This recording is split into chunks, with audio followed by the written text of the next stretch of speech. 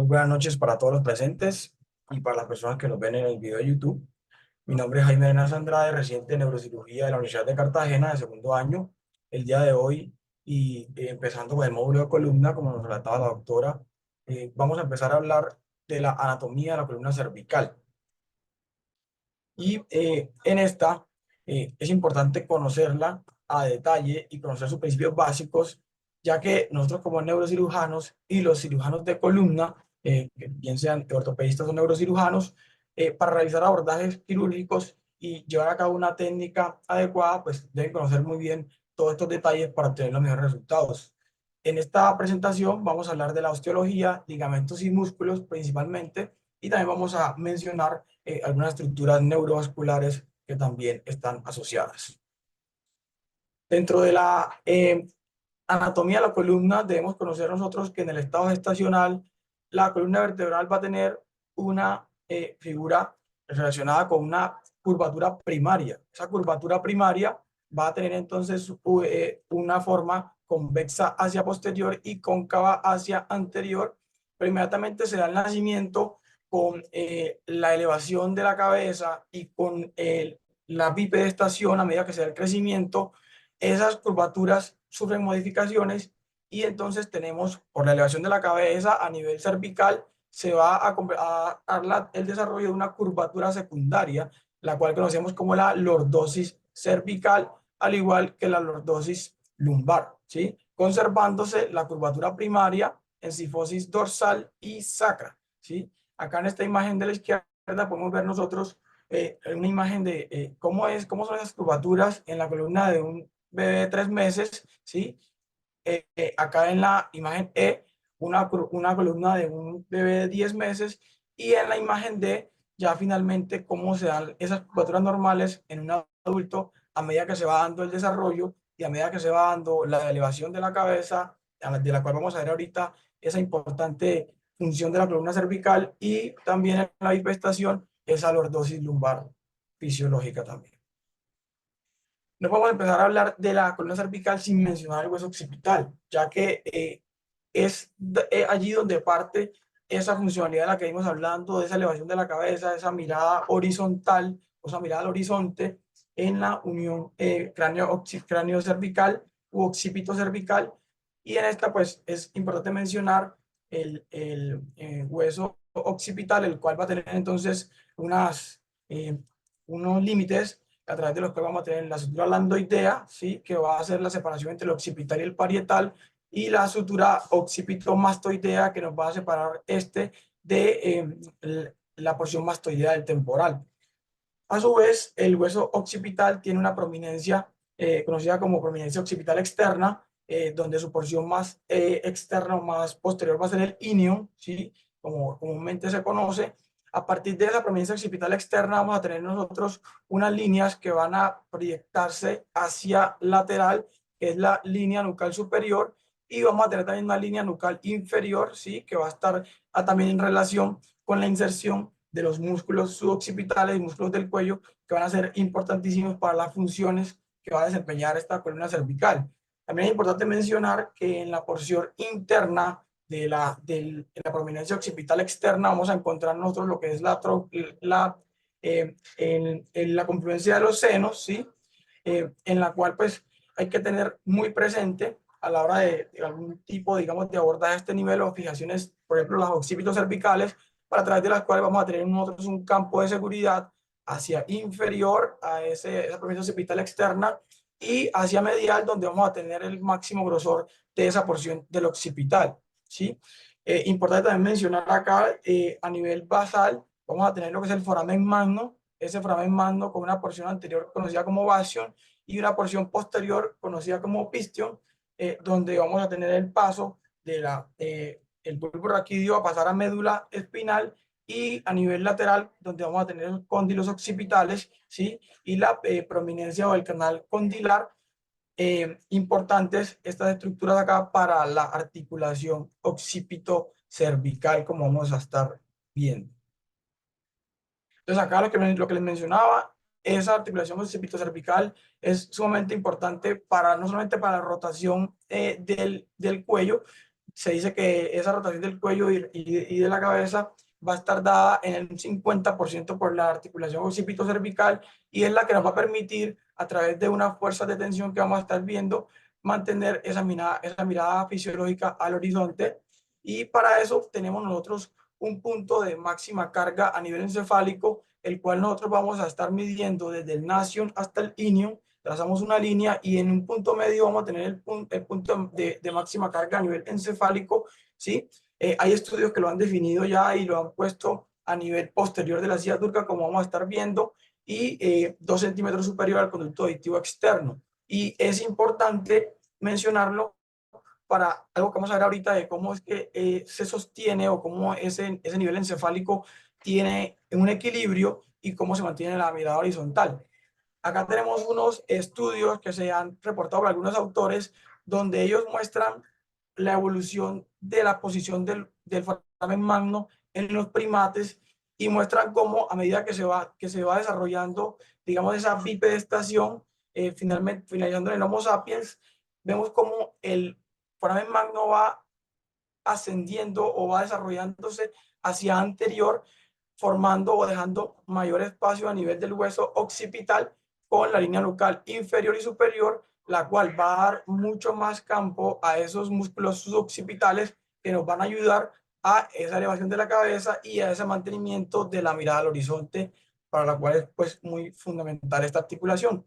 Entonces acá este punto verde que estamos viendo se conoce como el punto de equilibrio, el punto, el centro de la carga encefálica. Y acá vamos a tener, esta gráfica nos está representando los músculos cervicales anteriores en un antagonismo con los posteriores. En esta es una posición de referencia, ¿sí? Una posición referente donde es necesario de la carga de los dos grupos musculares para tener nosotros, digamos, esa posición. Y en esta, por el contrario, entonces nos están mostrando cómo se va a aumentar la carga, o se va a dar una contracción de los músculos cervicales posteriores para poder realizar, o para poder elevar esa mirada y tener la mirada al horizonte, que es necesaria para el funcionamiento y la deambulación de los seres, de los humanos, ¿cierto? Principalmente.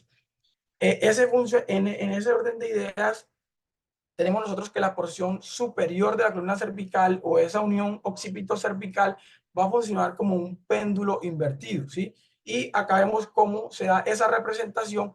Cuando elevamos la mirada, la carga va hacia los músculos de la región posterior, mientras que cuando se inclina o se flexiona, va a ir hacia los músculos anteriores, igual que como se presenta en la gráfica de la derecha. Ya pasando entonces de esa unión occipito-cervical, o continuando, mejor hablando ya un poco del atlas, tenemos que es esa vértebra, la primera vértebra cervical, y va a tener, junto con la segunda, unas características especiales. Va a tener en forma de anillo. Se va a diferenciar, al igual que la vértebra axis, del resto de las vértebras, porque no va a tener un cuerpo vertebral, pero sí va a tener un tubérculo anterior. Ese tubérculo anterior va a servir entonces de inserción de algunos de los músculos, como el longus colli, ¿sí? Que vamos a estar viendo posteriormente cuál es esa función en la cual nos van a ayudar también, ¿cierto? Entonces vamos a tener también esas carillas articulares a nivel superior, esto es desde una vista superior, esas carillas articulares que se nos van a articular con los cóndilos occipitales, ¿sí? Y a nivel anterior de ese arco anterior vamos a tener entonces en la porción posterior la faceta o la carilla articular para la apófisis odontoides del axis, que vamos a estar viendo también.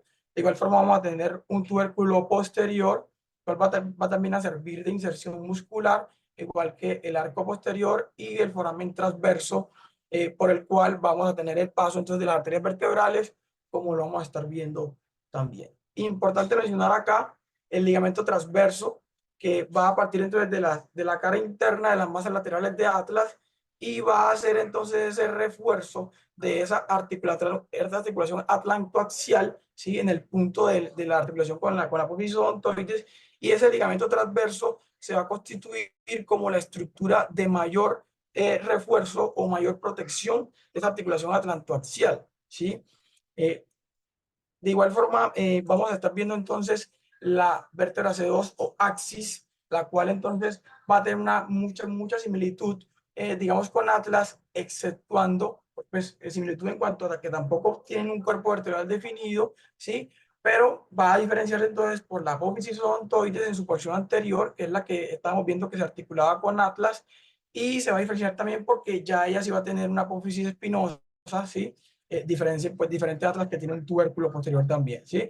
A nivel de Atlas y Axis, vamos a tener una mayor proporción del canal medular, ¿sí? El cual va a tener un diámetro aproximado de 23 y 20 milímetros respectivamente de diámetro, diferente al nivel subaxial que vamos a ver ahorita del resto de las vértebras. Entonces acá vamos a encontrar lo que es la articulación, vamos a tener a ver los ligamentos de esa articulación atlantoaxial y occipito cervical, en la cual vamos a estar viendo el ligamento transverso que estábamos viendo en la diapositiva anterior, ¿cierto? Que es la estructura de más capacidad de protección a nivel de la articulación atlantoaxial. Este ligamento transverso va a dar unas ramificaciones o unas extensiones ligamentarias hacia inferior y hacia superior, los cuales se conocen como el ligamento cruciforme, ¿sí? Que también van a dar entonces sostén, al igual que los ligamentos alares que van a salir entonces desde esa porción lateral de la apófisis odontoides hasta la porción interna a nivel basal en el foramen magno, ¿sí? De igual forma vamos a tener el ligamento apical que va a salir del ápex de la apófisis odontoides al vasium del foramen magno, la porción anterior del foramen magno o esa porción más basal del hueso occipital, ¿cierto?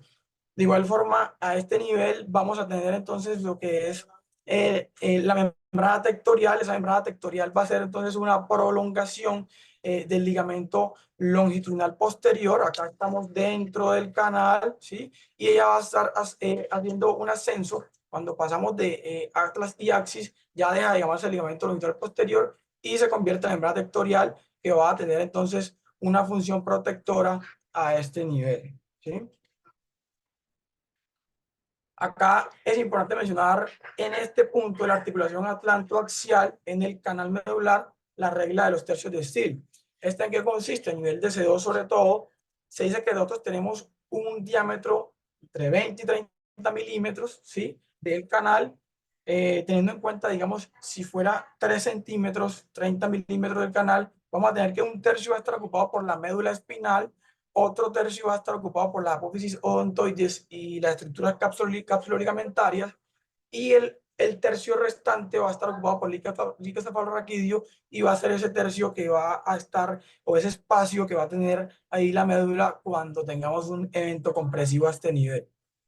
Antes de pasar a hablar de las vértebras subaxiales, ¿sí? Ese nivel de C3 a C6, es importante mencionar la formación ósea interna de un cuerpo vertebral, y tenemos que vamos a encontrar unas trabéculas óseas que vamos a tener en el cuerpo en una orientación vertical y horizontal, y que son, digamos, es importante tener en cuenta esta formación porque de esa base, desde la porción superior e inferior del cuerpo vertebral, vamos a tener unas trabéculas también extendiendo esas fibras colágenas hacia la columna posterior, hacia las apófisis transversas y las apófisis espinosas. Y como ustedes pueden ver, tenemos una hacia superior y una hacia inferior, pero eso nos va a producir entonces que tengamos un área un poco más descubierta o de menor resistencia, por decirlo de alguna manera, y ese es el punto que se va a considerar el punto de menor resistencia en el cuerpo vertebral. Entonces, hablando a propósito del trauma, entonces por eso en este punto es donde más se dan las fracturas de los cuerpos vertebrales, por esa configuración de las trabéculas óseas que en este punto pues dejan, digamos, algo de desprotección. Y entrando en materia de la vértebra cervical tipo de C3 a C6, esa porción subaxial, vamos a tener entonces que ellas sí van a tener un cuerpo vertebral, vamos a tener las más laterales con los pedículos. Los pedículos van a tener entonces una orientación de 30 a 45 grados en el plano sagital, y van a tener un diámetro aproximado de 5 milímetros. Ese pedículo, por ejemplo, a nivel de C2 es un poco mayor, es de 8 a 10 milímetros, diferente pues a las vértebras subaxiales donde va a tener 5 milímetros. El canal a este nivel va a ser un poco más estrecho, va a ser de forma triangular con el ápex hacia posterior, En promedio, el canal cervical subaxial va a tener 13 milímetros, considerando estenosis relativa entre 11 y 13 y estenosis absoluta menor a 10 milímetros, y teniendo también unas apófisis espinosas que se consideran bífidas a este nivel por la configuración que estamos viendo en la imagen, ¿sí? Y también en el cuerpo vertebral vamos a tener una consideración de que vamos a tener en profundidad alrededor de 15 milímetros y de ancho aproximadamente 17 milímetros. Ahorita, como vamos a ver, C7 tiene un poco más, C7 tiene 17 milímetros de profundidad y 20 milímetros de ancho, siendo el cuerpo vertebral un poco más ancho, ¿sí? Entonces, vamos a tener también que entre los procesos o las protuberancias anteriores y posteriores de las masas laterales, vamos a tener ese canal o ese surco para el nervio espinal, ¿cierto? En el cual pues hay que tener presente también unos procesos articulares conocidos como el proceso uncinado. Ese proceso uncinado va a estar en la parte posterolateral del cuerpo vertebral, ¿sí? A este nivel, y van a hacer una articulación con el cuerpo vertebral superior. Ese proceso uncinado o articulación uncovertebral o de Luschka nos va a servir entonces en la columna vertebral para evitar desplazamientos laterales excesivos y también desplazamientos posteriores. Y es importante tenerlo en cuenta cuando se hacen abordajes anteriores a la columna cervical, ya que ese proceso uncinado nos va a marcar un límite, ya que hacia posterolateral nos vamos a encontrar con el nervio espinal y con la arteria vertebral que va pasando a ese nivel, y pues sirve como referencia. Otro punto importante para mencionar es a nivel de la vértebra cervical C6, en la cual vamos a encontrar nosotros en las apófisis transversas un tubérculo anterior prominente, el cual es conocido como el tubérculo carotidio o el tubérculo de Chassaignac, ¿sí? Este también va a servir como referente anatómico a la hora de hacer un abordaje a este nivel, ¿sí? Y en la transición cervicodorsal tenemos entonces de que esa vértebra de C7 va a tener un cuerpo vertebral más grande que los anteriores, como lo vimos, obviamente por la resistencia que va a ir, digamos, a medida que va bajando el nivel de la columna vertebral, va a tener un canal vertebral un poco más estrecho que los superiores, y va a tener una apófisis espinosa que va a ser más prominente y que ya no va a ser bífida, ¿sí? También tiene forámenes transversos, pero es importante mencionar que las arterias vertebrales van a entrar a nivel de C6, ¿sí? A nivel de C6 hacia superior cuando hacen la salida pues de la subclavia, ¿cierto? Y es importante acá tener en cuenta en esa transición cérvico-dorsal el diámetro del pedículo a nivel de C7 va a tener 5.2 milímetros, T1 6.3 y T2 5.5 milímetros. Y la angulación medial de ese pedículo también va a cambiar 34 grados, 30 y 26 respectivamente a estos niveles. Desde una vista lateral, para hablar un poco de ese foramen, de ese foramen intervertebral, entonces vamos a tener que es un espacio que va a estar comprendido entre los pedículos hacia superior e inferior. Hacia la parte anterior vamos a tener el cuerpo vertebral y el disco, y hacia la parte posterior vamos a tener lo que es la lámina, ¿sí? Ese foramen intervertebral va a tener una altura de aproximadamente 9 a 12 milímetros y un ancho de 4 a 6 milímetros aproximadamente.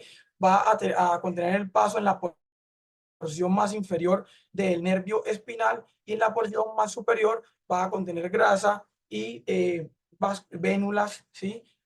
A este nivel también. También ahorita que veamos los ligamentos y veamos algo de las características del disco, vamos a ver que ese foramen también va a tener un componente ligamentario que va a actuar como protector también a este nivel. Y también para mencionar aquí cómo se ve la articulación sigapofisiaria o la articulación facetaria. Tiene a nivel cervical una angulación de aproximadamente 45 grados, y es una articulación que va a contener meniscos, va a ser una articulación sinovial y va a tener también receptores tanto para dolor como mecanorreceptores. Por eso también entonces cuando hay un desgaste de esta articulación, los pacientes pueden sentir un dolor importante. En cuanto a los discos intervertebrales, entonces tenemos que va a estar el disco compuesto por un anillo fibroso y un núcleo pulposo. Ese anillo fibroso va a tener una función más de protección, ¿sí? De amortiguación, igual que el núcleo pulposo, y van a entonces a servir también para esa amortiguación del peso, de la carga axial que tiene la columna, y vamos a tener también unas placas terminales de cartílago hialino, ¿sí? El núcleo pulposo va a tener un componente de proteoglicanos y agua, y el anillo va a tener entonces una composición de fibras colágenas que van a estar dispuestas en unas bandas oblicuas, excepto en la parte posterior donde van a ser más verticales, y esta condición vertical lo condiciona más a rupturas radiales a este nivel. Esas bandas terminales de cartílago hialino, esas placas terminales, van a servir entonces de adherencia, de nutrición, y también van a servir para una inserción y una protección para evitar la protrusión del núcleo pulposo. Esos discos vertebrales a nivel cervical van a tener más altura a nivel anterior que posterior, y eso es lo que también ayuda a conservar esa lordosis cervical fisiológica, que nos va a ayudar pues a mantener esas posturas adecuadas, esa elevación de la cabeza y esa mirada al horizonte de igual. Entrando un poco más allá entonces a los ligamentos, vamos a tener nosotros que a nivel de los cuerpos vertebrales hacia anterior y posterior tenemos el ligamento longitudinal anterior y el ligamento longitudinal posterior, los cuales van a tener dos capas, una anterior y una posterior. A nivel del ligamento longitudinal anterior, esa capa posterior va a ser un repliegue hacia los cuerpos vertebrales y hacia los discos intervertebrales, haciendo una fusión con la capa interna también, o la capa más anterior del ligamento longitudinal posterior, la cual va a dar una protección adicional al disco, y va también a hacer una protección ambas al foramen intervertebral, recubriendo el nervio y ese espacio. Y la capa posterior del ligamento longitudinal posterior además va a servir como un recubrimiento ligamentario a la dura madre y a los vasos de este nivel, el plexo venoso de Baxon, ¿sí? Y el espacio epidural que contiene grasa y estos vasos venosos, ¿sí? También importante entonces mencionar el ligamento amarillo. Los ligamentos amarillos van a ir entonces desde la porción anterior de la lámina cefálica hacia la porción superior de la lámina caudal o inferior, ¿sí? Por esto nos va a hacer, digamos, fácil en el momento que estamos en cirugía, cuando identificamos el ligamento amarillo, removerlo más desde la lámina inferior, porque a ese nivel, pues, el ligamento llega hacia su porción más superior y es más fácil de visibilizarlo. Ese ligamento amarillo entonces va haciendo un recorrido como si fuera una tienda de campaña, ¿sí? En esa disposición que les cuento. Y a nivel superior, cuando pasamos el atlas y el axis, y el ligamento amarillo va a ser entonces parte, junto con el ligamento longitudinal anterior, van a ser parte de esa membrana occipito, atlanto-occipital, una membrana de recubrimiento, al igual que la membrana tectorial que les mencioné, que es la continuación del ligamento longitudinal posterior. Continuando con los ligamentos entre el amarillo y el supraespinoso, que va a tener un nombre diferente, una connotación diferente en el cervical, encontramos el ligamento interespinoso, que va a estar como su nombre lo indica, dentro de la apófisis espinosa, con una configuración desde una inserción desde la parte posterior, superior de la apófisis espinosa caudal hacia la parte anteroinferior de la apófisis espinosa cefálica, ¿sí? Y finalmente la parte más posterior, y sirviendo también como inserción muscular, vamos a tener el ligamento nucal, que es la continuación del ligamento supraespinoso, que a este nivel cervical vamos a tenerlo como ligamento nucal, con una inserción que va desde la prominencia occipital externa hacia todo lo que son el ápex de las apófisis espinosas hasta C7, ¿sí? Este ligamento nucal entonces va a servir para la inserción de los músculos a este nivel. Y entrando ya al plano muscular,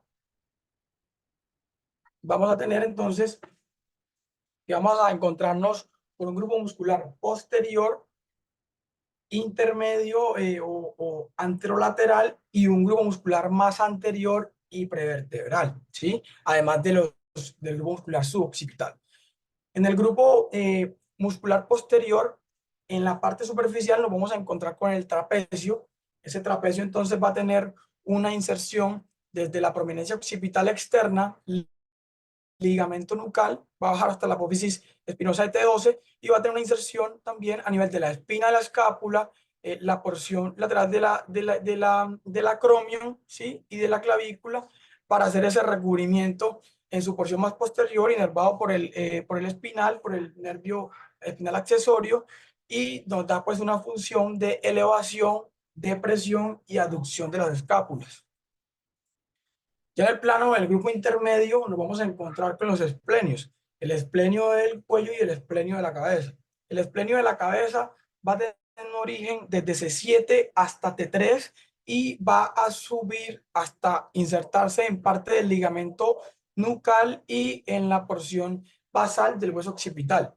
Y el músculo esplenio, ese es el esplenio de la cabeza, y el esplenio del cuello va a tener entonces una inserción desde T1 a T6 y va a llegar hasta las porciones de las apófisis espinosas de las primeras 3 vértebras cervicales.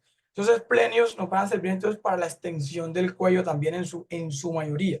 Extensión del cuello, y si se contrae uno de los dos, va a servir para un pliegue lateral del cuello o una rotación lateral del cuello, dependiendo de cuál se esté contrayendo.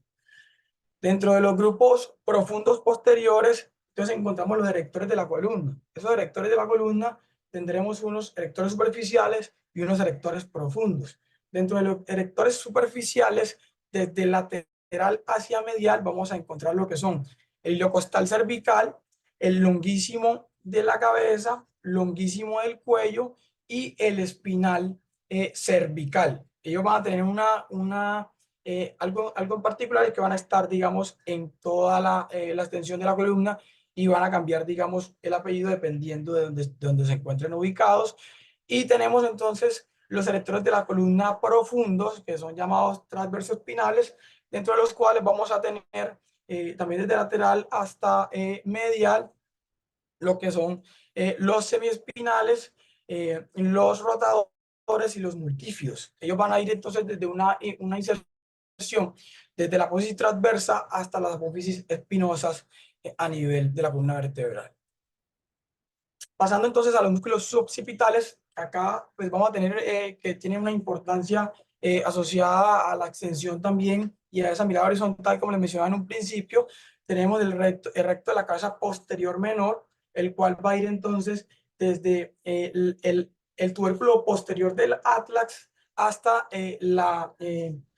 la línea nucal inferior, ¿sí? Vamos a tener también lo que es el recto de la cabeza posterior mayor, que va desde la apófisis espinosa de axis S2 hasta la base del occipital, y vamos a tener los oblicuos, el oblicuo de la cabeza inferior y superior. El inferior va desde la apófisis espinosa de axis hasta la apófisis transversa de atlas, y el superior desde la apófisis transversa de atlas hasta esa inserción a nivel de la línea nucal inferior. Ellos entonces van a conformar un triángulo, esos oblicuos inferior y superior, y el recto posterior mayor de la cabeza van a conformar el triángulo suboccipital. El triángulo suboccipital es importante a la hora de un abordaje de este nivel, ya que ahí se va a encontrar la arteria vertebral, el ramo posterior de C1 o nervio suboccipital, y el plexo venoso suboccipital también. Importante entonces conocer este punto específico. Y ya entrando a los músculos anterolaterales, vamos a tener lo que es el platisma como el más superficial a nivel anterior o anterolateral. El músculo platisma va entonces con una inserción del pectoral mayor y la fascia del hombro, ¿sí? La fascia glenoidea va hacia una inserción superior a nivel del ángulo mandibular inferior, y va a relacionarse con los músculos de la boca y de la mitad inferior del rostro. Este músculo platisma va a estar entonces relacionado también con el descenso o la apertura oral y con el descenso de la mandíbula. Un poco más profundo tenemos entonces el esternocleidomastoideo, importantísimo, va a tener origen en doble inserción a nivel del esternón y de la porción lateral de la clavícula, y va a ir hasta la apófisis mastoides y la línea nucal superior. Importante entonces también para la torsión o la lateralización del cuello, además de una función protectora, importantísimo como una línea de referencia cuando se hace el abordaje anterior a la columna. Ya un poco más anterior, entonces vamos a identificar las estructuras. Tenemos entonces el hueso hioides, cartílago tiroides, cartílago cricoides y los músculos que vamos a tener, los del piso de la boca, que no van a tener, digamos, una asociación en la movilidad del cuello como tal, pero sí nos van a servir de puntos referentes anatómicos. Y vamos a tener los músculos de la correa, de la laringe, que van a servir de protección y también de referencia anatómica. Los nombres ya de por sí dicen de su inserción, desde lateral hasta medial tenemos el homoioideo, tenemos el esternoioideo, ¿sí? Lo que es el esternotiroideo y el músculo tiroideo, ¿sí? Los cuales van a estar entonces inervados por el laringe recurrente, excepto el tiroideo, que va a estar inervado por la rama externa del laringio superior. Un poco más profundo, entonces vamos entrando hacia allá la parte prevertebral de esta región muscular. Ahí nos vamos a encontrar con el longuísimo de la cabeza, ¿sí? Y longuísimo del cuello, longus capit y longus coli. El longus capit entonces va a tener un origen desde la porción anterior de los tubérculos de C3 a C6, y va a tener una inserción superior a nivel de la base del occipital, y el longus coli también de los tubérculos anteriores de C3 a C6, pero va a tener una inserción hacia la porción yugular del hueso occipital, ¿sí?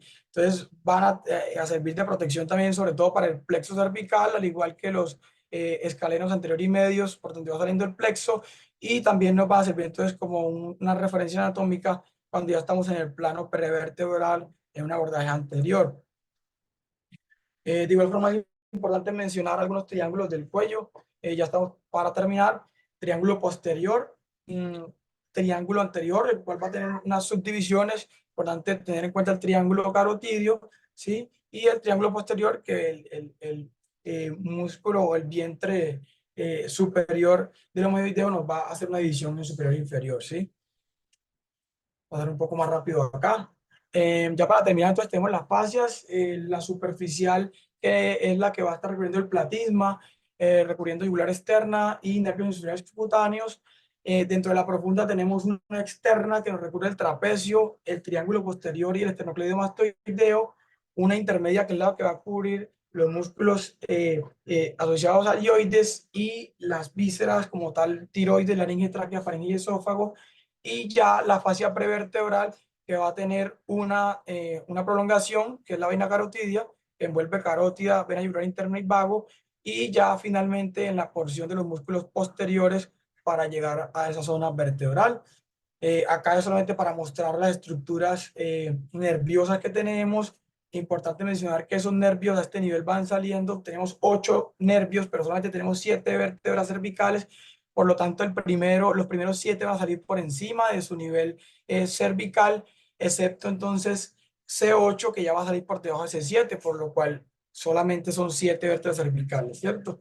Para tener en cuenta esa referencia, ya hemos mencionado un poco cómo se da la circulación, creo que es tópico de otra charla. Y importante mencionar para terminar el anillo recurrente, el cual en su lado izquierdo va a estar un poco más protegido, va a tener un poco más de recorrido, y en el lado derecho va a tener menos recorrido, va a tener menos protección. Esto antes se tomaba en cuenta como para decir que en el lado izquierdo era mejor el abordaje, pero realmente ahorita se usa es el que más le quede cómodo al cirujano. Y es importante mencionar que cuando se aborda por debajo de C6 o de C6 hacia abajo, hay que tener en cuenta que en el lóbulo inferior de la tiroides, a ese nivel, es importante ver el laringio recurrente para evitar lesionar, ¿sí? Y esto es lo que traía para el día de hoy.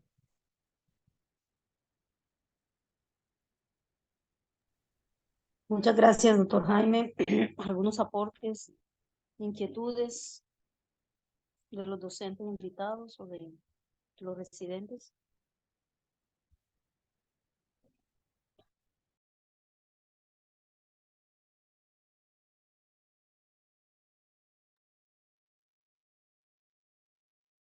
Un pequeño aporte para Jaime, eh, eh, sobre todo en el abordaje anterior de la columna cervical, el tubérculo de la apófisis de C6, el proceso transverso, el tubérculo de Chassaignac, tenerlo Sí, sí lo presente. mencionaba.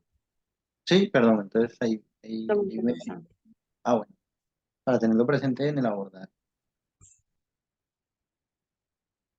Sí, de hecho, cuando hablemos de abordajes, también vamos a utilizar algunos referentes a nivel de la laringe para guiarnos sobre dónde están ubicados los discos. Ya cuando hablemos de algunas referencias anatómicas, ahí también hablaremos de eso, de cómo utilizar las líneas para ubicar los niveles, incluyendo obviamente los referentes anatómicos como el tubérculo de Chassaignac, pero eso lo haremos en abordajes.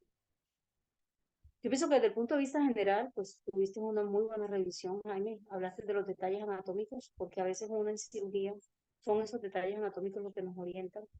Por lo menos a veces cuando estás en abordajes posteriores, saber cuáles son las bífidas, cuáles son las que no son bífidas, cuáles son las espinosas más grandes. Todo eso te ayuda para orientarte.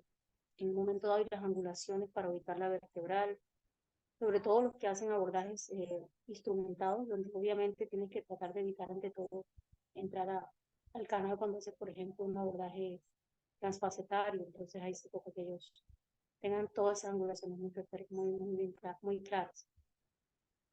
Pienso que también de las cosas que más están influyendo en la pérdida de la lordosis cervical, y de hecho sería interesante que nosotros hiciéramos un estudio antropométrico, por decirlo así, de cómo actualmente el uso de los celulares está afectando nuestra lordosis, cómo la parte de una ergonomía adecuada nos está alterando todas esas angulaciones que tú mencionabas, esos ejes que nos permiten a nosotros pivotear la cabeza en forma adecuada, pero que con estas malas posturas terminamos teniendo un estrés muscular inicialmente, pero que después conlleva a cambios también en los discos, sobre todo en los discos de mayor movilidad.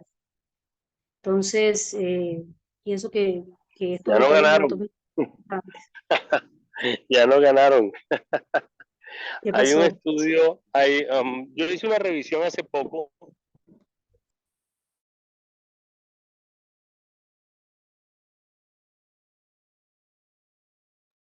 Fernando, no te escucho.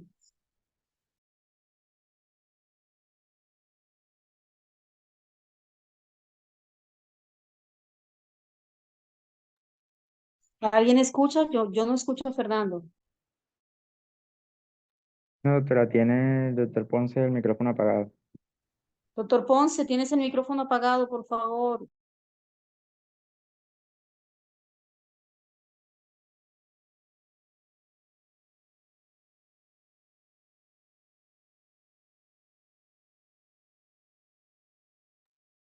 Fernando, ¿se te fue la señal o qué pasó?